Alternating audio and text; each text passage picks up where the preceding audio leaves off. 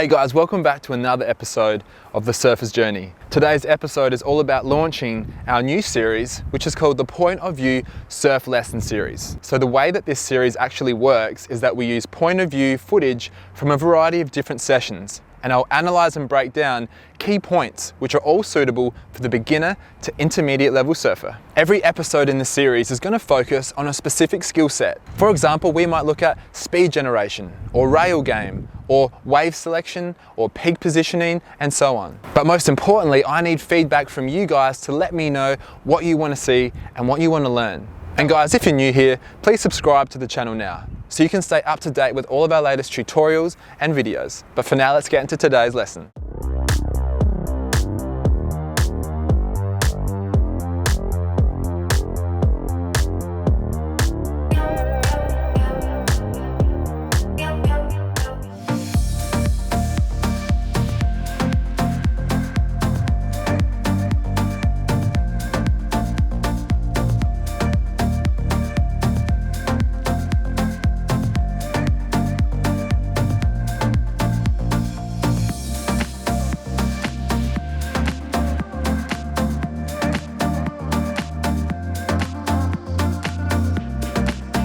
So the reason why I'm spending so much time analysing point of view footage is that it provides us with invaluable information. It enables you to see what I see. So when I'm up and riding on a wave, you can see what I'm looking for, and I'll explain what I'm thinking and what I'm doing with my body. This allows you guys to visualize, and you can think about it next time you're on a wave. Oh, I remember when I see that crumbly section that I want to try and bust the fins on that. Or next time you see that fat section, you're going to put the board on rail and wrap all the way back and hit the foam.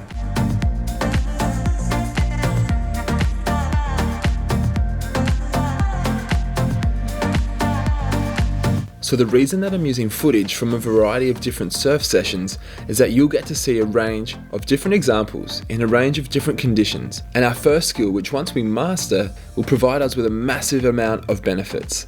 It's all about where do we actually take off in a wave, and why do we do that? When we're out in the surf, we're looking at the approaching waves, and we want to see where the best spot to take off is. We don't want to be here, this is the shoulder. We want to be here, this is the peak. And I'll explain why later. So we need to get into position to make sure that we take off on the peak. And to do that, we're looking at the wave, and we want to take off on the steepest section of that wave. And as I look down the line, I can tell that it's not as steep down to the right, which means when I take off on the peak, it's going to allow me to surf this wave in the most vertical way possible, meaning I can go top to bottom, turn to turn, with little need to race down the line.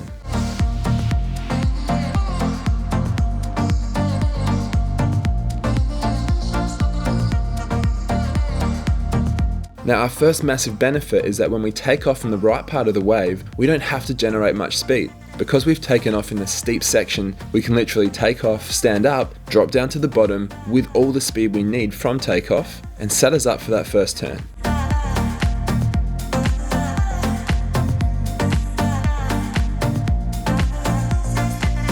You can see in this example, it's the same on the backhand. I'm looking to try and take off in that steepest part, and I need to get into position before I take off. My correct takeoff position has enabled me the ability to go from turn to turn with little downtime in between. This feels a lot better, and it also looks a lot better.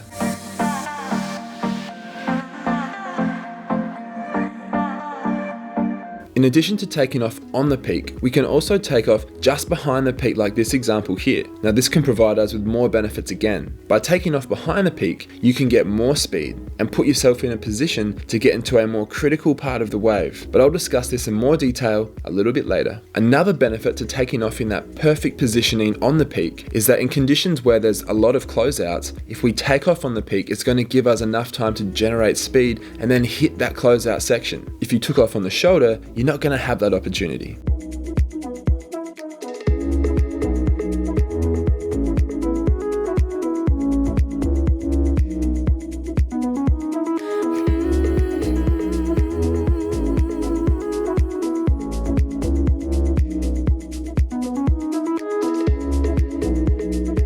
In session number 2, we're able to see that taking off in the right position provides us with all those benefits. Even though the conditions are quite different, it doesn't matter. We must take off on the peak. In this example, you can see exactly what I'm looking for. I'm looking for that steepest part of the wave, and I'm looking and I can see that section that's looking like it's going to break, and I look either side of that to decide whether it's a right-hander or a left-hander. I can tell that because it's not as steep down the line. And once again, taking off on the peak allows me to hit that first section, and then I can generate a couple of speed pumps to hit this next section as well.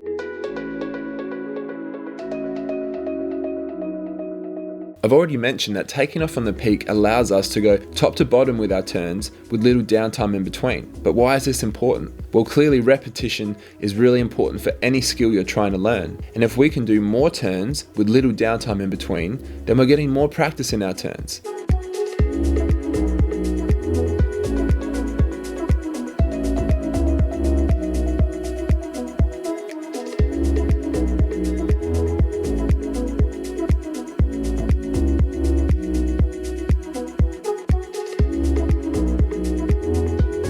Taking off behind the peak on the right wave means that you're potentially going to get a really steep section once you get around it, like this example here. Because I've taken off behind the peak, I'm essentially going to hit that peak section, which allows me to go more vertical and throw the fins. It also sets me up into this great rhythm where I can go top to bottom once again with little downtime. That feeling of flow and effortlessness and not having to generate speed is fantastic and hard to match.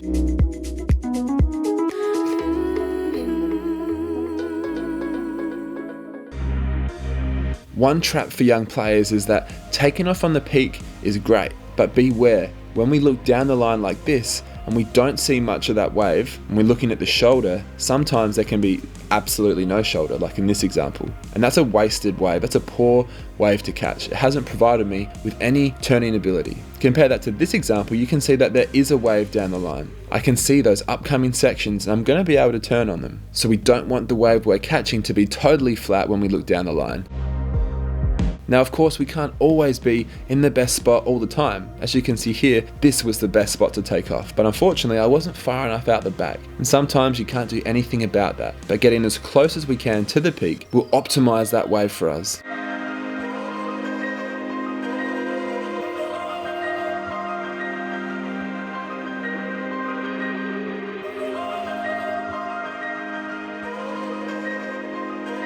By taking off on the right section, on the right waves, you're going to be able to take your surfing to the next level. And for me in my surfing, learning this skill and continually trying to improve it has helped me a lot.